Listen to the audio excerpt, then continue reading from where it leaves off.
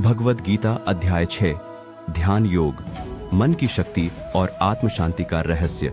नमस्कार दोस्तों, आप देख रहे हैं शॉर्ट फ्लिक्स, जहां हम लाते हैं भगवद गीता के अद्भुत ज्ञान को सरल हिंदी में। आज हम जानेंगे अध्याय 6 ध्यान योग, जहां श्री कृष्ण सिखाते हैं मन पर नियंत्रण, ध्यान की शक्ति और आध्यात्मिक ऊंचाइयां। इस वीडियो के अंत में मिलेगा वो गुप्त सूत्र जिससे आप भी जीवन में सच्चा संतुलन और शांति पा सकते हैं। तो आइए शुरू करते हैं और वीडियो को अंत तक जरूर देखिएगा। सच्चा योगी कौन?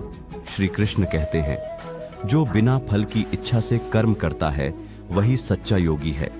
मतलब ये नहीं कि आप किसी जंगल में जाकर बैठ जाएं, बल्कि अपने कर्तव्यों को निभाते हुए बिना मोह और अहंकार के काम करना ही योग है। ध्यान योग की शुरुआत तभी होती है जब मन शांत होता है, और मन शांत होता है जब हम मोह से मुक्त होते हैं। मन को वश में करना आसान है? अर्जुन पूछता है, हे कृष्ण, मन तो बहुत चंचल है, उसे रोकना तो हवा को पकड़ने जैसा है, क्या यह संभव है? श्री कृष्ण जवाब देते हैं, हाँ अर्जुन, यह कठिन जरूर है, लेकिन अभ्यास और वैराग्य से यह संभव है।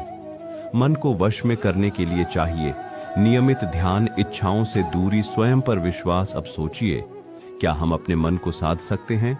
क्या आप अपने भीतर की शक्ति को पहचानना चाहते हैं? आगे जवाब है। ध्यान कैसे करें? श्री कृष्ण बताते हैं, ध्यान करने के लिए शांत और स्वच्छ स्थान चुनें। शरीर सीधा लेकिन सहज हो। मन को एक ही बिंदु पर टिकाएं, जैसे AUM या ईश्वर का नाम सांस पर ध्यान दें। बार बार भटकने पर मन को जेंटली वापस लाएं। सच्चा ध्यान तब होता है जब व्यक्ति स्वयं को आत्मा मानता है, न शरीर न मन। ध्यान योग का फल क्या है? श्री कृष्ण कहते हैं, ध्यान योगी अंततः परम आनंद को प्राप्त करता है। वह उस शांति को पाता है जिसे कोई धन, कोई पद, कोई चीज नहीं दे सकती। ध्यान से व्यक्ति मोह से मुक्त होता है, सब में एकत्व देखता है, परमात्मा से जुड़ जाता है। अब सोचिए, अगर हम हर दिन थोड़ी देर ध्यान करें तो हमारा जीवन कैसे बदल सकता है? इसका उत्तर छिपा है अगले भाग में। सबसे श्रेष्ठ कौन?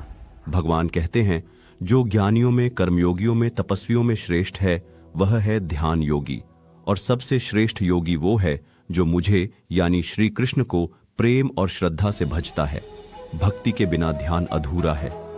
ध्यान प्लस भक्ति अब पास पूर्ण योग। क्या हर कोई योगी बन सकता है?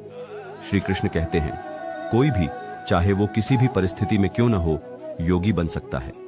पिछले जन्मों के अच्छे कर्मों से यह जीवन मिल सकता है, और इस जीवन में अभ्यास से मोक्ष भी पाया जा सकता है। शर्त सिर्फ एक है, मन में लगन और ईश्वर में श्रद्धा।